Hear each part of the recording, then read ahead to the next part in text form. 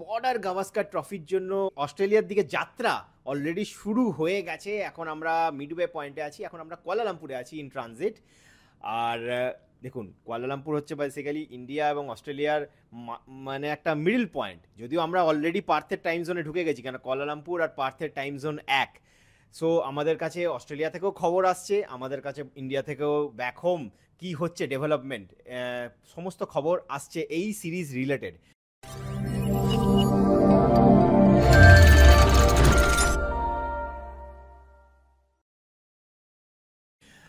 প্রথমেই বলে দিই, আজকে যে ক্ল্যারিটিটা এসছে ইন্ডিয়ান আমাদের সূত্র থেকে যেটা আমরা জানতে পারছি যে রোহিত শর্মা কিন্তু ফার্স্ট টেস্টে অ্যাভেলেবেল নেই, এবং তিনি বিসিসিআইকে জানিয়ে দিয়েছেন যে তিনি ফার্স্ট টেস্টের জন্য মানে ফার্স্ট টেস্টে তিনি থাকতে পারবেন না এবং ছুটি চেয়েছেন। অবভিয়াসলি তার ছুটি অ্যাপ্রুভ হয়ে যাবে।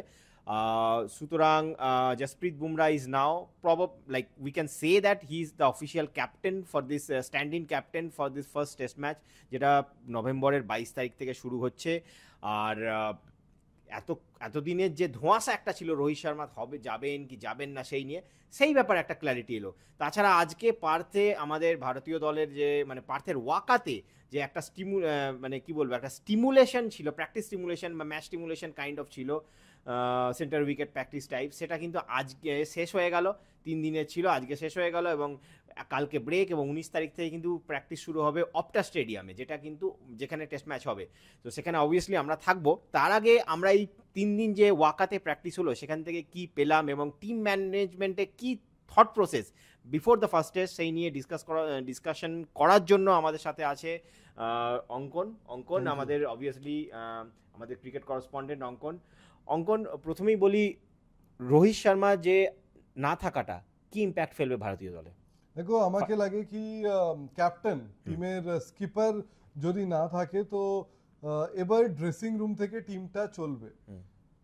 জসপ্রীত বুমরা নিজের লিডারশিপ কোয়ালিটি স্কিলস দেখাবেন, কিন্তু যে মেন কমান্ড এখন, আগে গৌতম গম্ভীর রোহিত শর্মার সাথে ডিসকাস করতেন, এবার উনি সোজা বলবেন কি এখন আমাদের এটা করার আছে, এটা করার নাই।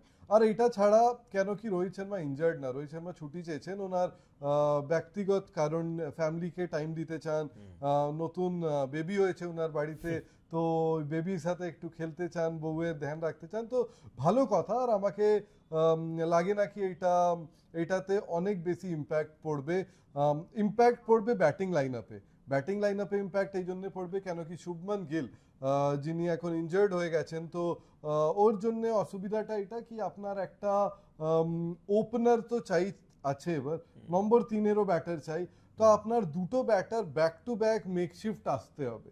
আর মেকশিফট আসলে যদি আপনার পার্মানেন্ট ব্যাটার না থাকে আর মেকশিফট আসে তো কোল্যাপসের চান্স বেশি হয়ে যায়।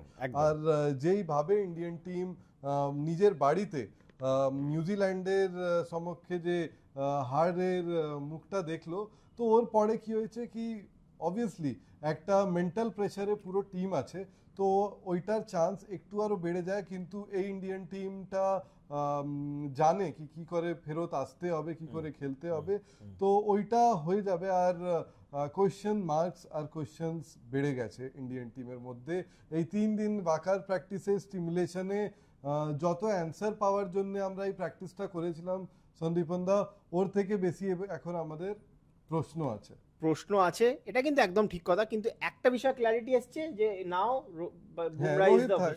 বুমরা ক্যাপ্টেনশিপ করবে আর রোহিত থাকবে। তো বেসিক্যালি নাও ইন্ডিয়ান টিমকে একটা ওপেনার, মেকশিফট ওপেনার খুঁজতে হবে এই ম্যাচের জন্য, এবং যদি গিল না থাকে তাহলে নাম্বার 3 গিল 99.9% নাই, কেন কি ওনার থম্বে এই আঙ্গুলে যে হচ্ছে ফ্র্যাকচার হয়েছে, তো ফার্স্ট টেস্টে তো মোস্টলি নাই, এবার সেকেন্ড অবধিও রিকভার হতে পারবে, এতে কত জান আসবে ওইটাও দেখতে হবে।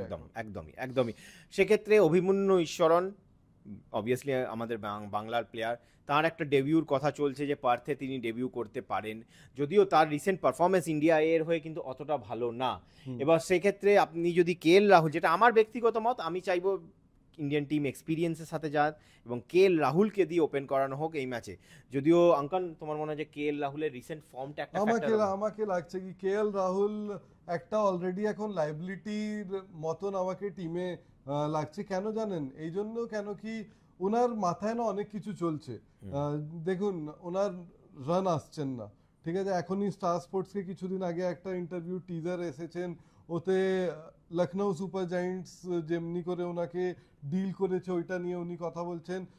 তা সত্ত্বেও উনি 2 বছর খেলেছে ওই টিমের জন্য, রান আসছে না এখন। সব থেকে বড় কথা, কিছুও হতো আর যদি ব্যাটে রান থাকতো না তো একটা আলাদা কনফিডেন্সে প্লেয়ার যায়। যেভাবে ইন্ডিয়া এর সাথে যখন খেলছিল, ইন্ডিয়া এর টিমে আর মেলবার্নে যেইভাবে সেকেন্ড ইনিংসে আউট হয়েছে, ওই বডি ল্যাঙ্গুয়েজে বোঝা যাচ্ছে কি উনার যেই মাইন্ড স্পেসে এখন আছেন ওইটা ভালো না। এইটা বলার সাথে সাথে স্যান্ডিদা আমি এটাও বলে দিই কি একটা ইনিংসে যদি কেএল রাহুল রান পেয়ে যায় তো আমরা বাকি 4টে টেস্ট ম্যাচ আরো থাকবে, 9 ইনিংস যেটা বেঁচে থাকবে ওটা অনেক ভালো হয়ে যাবে আর আমরা অনেক কনফিডেন্ট থাকবো কেএল রাহুলকে নিয়ে।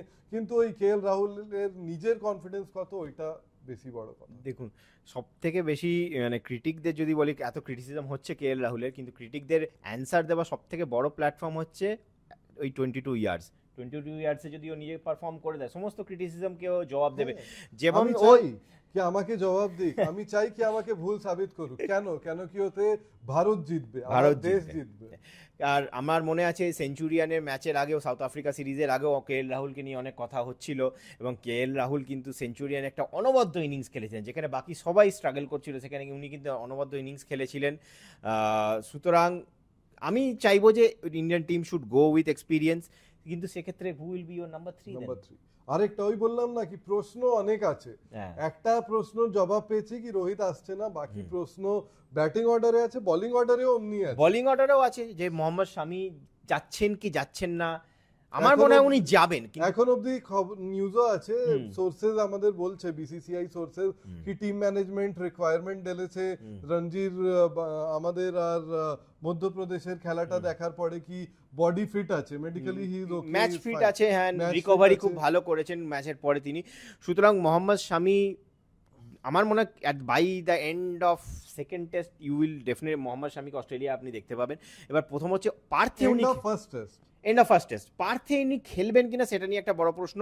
তাছাড়া যদি আমরা যে খবরগুলো পাচ্ছি পার্থ থেকে, সেটা হচ্ছে হর্ষিত রানা খুব ভালো বোলিং করেছে, কেকেআর এর প্লেয়ার হর্ষিত রানা, গম্ভীরের খুব পছন্দের প্লেয়ার হর্ষিত রানা, নাকি তিনি অস্ট্রেলিয়ার উইকেটে মানে খুব নিজেকে খুব সুন্দরভাবে মানিয়ে নিয়েছেন। প্রসিদ্ধ কৃষ্ণাকে আমরা দেখেছিলাম ইন্ডিয়া এর হয়ে ভালো বোলিং করতে। তো বুমরা, আমি যদি ধরছি মোহাম্মদ শামি না যায় ফার্স্ট টেস্টে, তাহলে কি তোমার যদি 4টে ফাস্ট বলার খেলাতে হয়, তোমার হর্ষিত খেলবে, বুমরা ক্যাপ্টেন আছেই, মোহাম্মদ সিরাজ খেলবেই। মোহাম্মদ সিরাজও কিন্তু না ফর্মের দিক থেকে একটু কোয়েশ্চেন মার্ক আছে ওনারও, কিন্তু আই এম শিওর কি ওই একটা পেট্রিয়টিজম যেটা মোহাম্মদ সিরাজে আমি দেখতে পারি না, যে ওই জোশটা দেখতে পারি, ও কামব্যাক করতে পারে, সিরাজ কামব্যাক করতে পারে। আর কেন কি এই উইকেট গুলো পেসারসদের জন্য ফ্রেন্ডলি থাকবে, তো একটা অ্যাডেড অ্যাডভান্টেজও পাবে। আর এটা ছেড়ে আমি প্রসিদ্ধ কৃষ্ণাকেও আমি 4th পেসারের মতন নিয়ে যাবো, আর একটা স্পিনার। তো ইন্ডিয়ান টিম আমাকে লাগছে কি হ্যাঁ জাডেজা, যদি আমি পার্সোনালি চাইবো যে ওয়াশিংটন সুন্দরকে খেলানো হোক, আমিও ওয়াশিংটন সুন্দরকে চাই। জাডেজা কিন্তু টিম ইন্ডিয়া ফেভার করতে পারে, আমি চাইবো কি ওয়াশিংটন সুন্দরকে খেলা, কেন কি ব্যাটিং এ এখন কিছু লাস্টের যদি ম্যাচগুলো দেখি আমরা, তো জাডেজার ব্যাটের থেকে অত রান নাই, আর ওয়াশিংটন সুন্দর আমাদের একটু বেশি পারফরম্যান্সটা একটু ইম্প্যাক্টফুল লাগে। আর ওয়াশিংটন সুন্দর আমার মনে হয় ইজ এন অ্যাটাকিং স্পিনার, যেখানে Jadeja is a more like a defensive spinner, specially এই ধরনের কন্ডিশনে। তো দেখা যাক ভারতীয় টিমের কি থট প্রসেস হয়, সেটা আমরা পার্থে গিয়ে দেখতে পাবো। আমরা 19 সকালবেলা ভারতের টিম, আমাদের অলরেডি শিডিউল এসে গেছে, 19 সকাল 9:30 থেকে ভারতীয় দলের প্র্যাকটিস সেশন পার্থের লোকাল টাইমে। পুরো অস্ট্রেলিয়া ট্যুর মানে বর্ডার গাভাস্কার ট্রফির আমরা একটা এক্সক্লুসিভ কাভারেজ রেস স্পোর্টসে নিয়ে আসছি। স্পেশাল কিছু ফিচার্স থাকবে, কালার স্টোরিজ থাকবে, অস্ট্রেলিয়া আমরা ঘুরিয়েও দেখাবো বিভিন্ন venue, new year Sydney, new year মেলবোর্নে কি হচ্ছে, বাঙালিরা কোথায় কি খাচ্ছে, অস্ট্রেলিয়ায় কেমন চলছে, সব দেখাবো আপনাদের। আর এটা ছাড়া শুধু নিউজ যা আমি আর সন্দীপন দা দেখতে পারবো প্র্যাকটিসে ওই বলবো, নো সেনসেশনালিজম, শুধু নিউজ, 100% নিউজ। আর তার সাথে সৌরভের লেখা, আমাদের দেবাশিস দা লাইভ, সব কিছু কিন্তু থাকবে। পুরো একটা প্যাকেজ নিয়ে আমরা আসছি এই সিরিজে। এখন আমরা মিডওয়ে পয়েন্টে কুয়ালালামপুরে, এরপরে আপনাদের সাথে কথা হবে একদম পার্থের গ্রাউন্ড জিরো থেকে, অপটা স্টেডিয়াম থেকে। দেখতে থাকুন, সঙ্গে থাকুন।